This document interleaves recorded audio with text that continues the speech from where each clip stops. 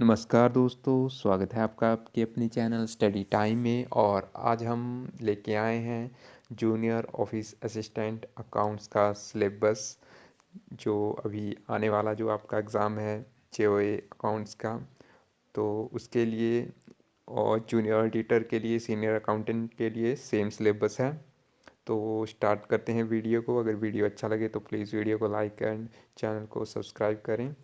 तो जो पहला हमारा जो इसमें टॉपिक रहेगा वो रहेगा बिजनेस स्टैटिक्स का। तो इसमें जो है मैक्सिमम क्वेश्चन जो आते हैं वो आते हैं मीन मीडियन मॉड के, जो भी है न्यूमेरिकल आते हैं यहाँ से। स्टैंडर्ड डेविएशन, कोरिलेशन, इनके बीच में डिफरेंस आ जाता है, डेफिनेशन आ जाती है, और क्वार्टाइल डेविएशन, डेविएशन का, मीन डेविएशन का, और रेंज का क्वेश्चन का एक न्यूमेरिकल आता है। तो आप ये टॉपिक ठीक ढंग से तैयार करें।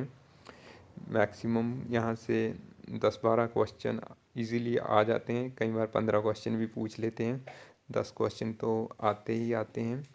नेक्स्ट जो रहेगा आपका बिजनेस इकोनॉमिक्स रहेगा। तो इसमें law of demand, supply, total utility, marginal utility, average utility, इनके कर्व वगैरह, स्लोप वगैरह से क्वेश्चन पूछे जाते हैं। मार्केट से क्वेश्चन पूछे जाते हैं, perfect market, oligopoly, duopoly, monopoly, monopolistic competition, यहाँ ये जो है ये आप तैयार कर लीजिएगा टॉपिक। नेक्स्ट है आपका फाइनेंशियल अकाउंटिंग। तो यहाँ से जो है अकाउंटिकेशंस, कन्वेंशन, प्रिंसिपल्स जो हैं यहाँ से क्वेश्चन आता है। और आपका उसके बाद जर्नल, लेजर, ट्रायल बैलेंस से क्वेश्चन पूछे जाते हैं। Error effect to trial balance, और जो नहीं करते, मतलब not effect trial balance, compensatory error हो गए आपके, एरर ऑफ कमीशन, ओमिशन, ये पूछे जाते हैं। तो आप इनको तैयार कर लीजिएगा। वीआरएस से क्वेश्चन कई बार पूछा जाता है।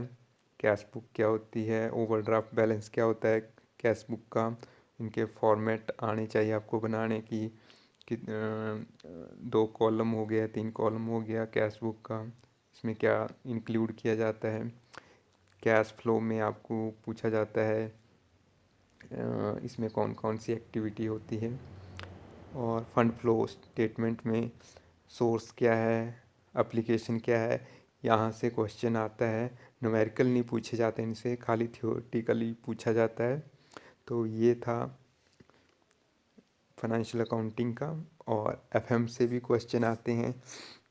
इसमें cost of capital, capital structure, ratio, working capital analysis,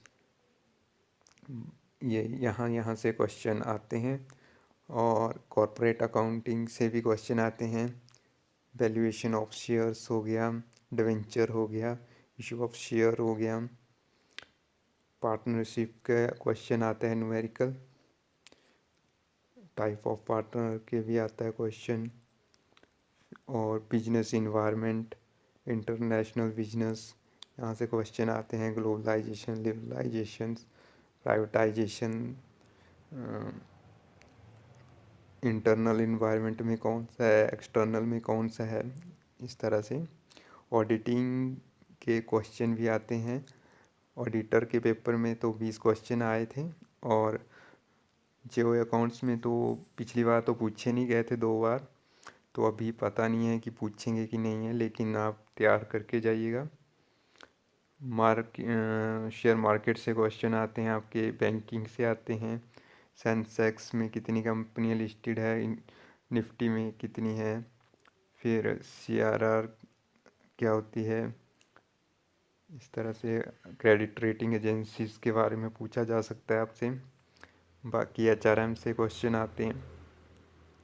tax, indirect tax, अब तो वैसे भी जीएसटी है तो जीएसटी से क्वेश्चन पूछे जा सकते हैं। और इनकम टैक्स से भी क्वेश्चन आते हैं, तो वो आप देख लीजिएगा।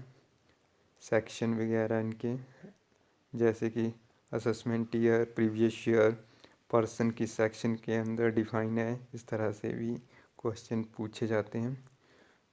बाकी रेजिडेंट स्टेटस वगैरह। नेक्स्ट है बिजनेस लॉ से भी क्वेश्चन आते हैं।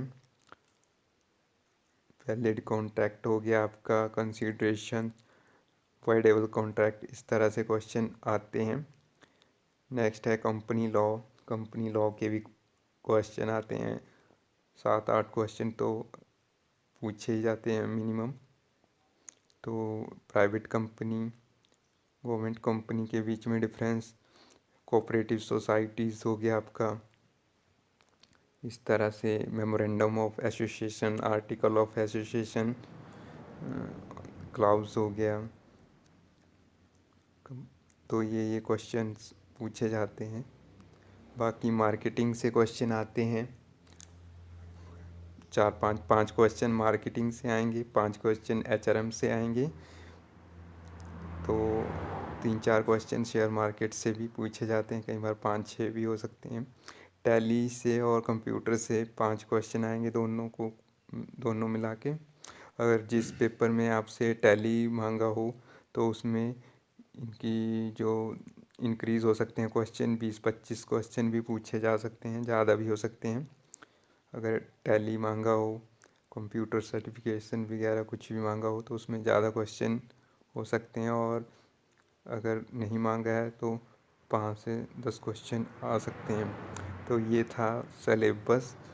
तो आपको ये जो मैंने बताया आपको टॉपिक, जैसे कि mean, median, mode, standard aviation का तो नहीं आता न्यूमेरिकल, लेकिन mean, median, mode, quartile deviation, inter quartile deviation, range वगैरह, इनसे क्वेश्चन पूछे जाते हैं न्यूमेरिकली। तो ये इजी भी रहते हैं, तो आप इनको तैयार कर लीजिएगा। और रेशियो एनालिसिस से क्वेश्चन आता है आपका, और पार्टनरशिप से क्वेश्चन पूछा जाता है न्यूमेरिकल। ये जो मैं अभी बता रहा हूँ ये न्यूमेरिकल टॉपिक बता रहा हूँ, तो ये आपने तैयार कर लेने हैं। इजी क्वेश्चन आता है, कैपिटल बजटिंग से भी आ जाता है क्वेश्चन, लेकिन ये जो मैंने आपको पहले बताया टॉपिक ये काफ़ी इजी हैं, तो ये आप कर लीजिएगा। तो अगर आपको वीडियो अच्छा लगा हो तो प्लीज़ वीडियो को लाइक करें और ज़्यादा से ज़्यादा सिलेबस को शेयर करें। धन्यवाद।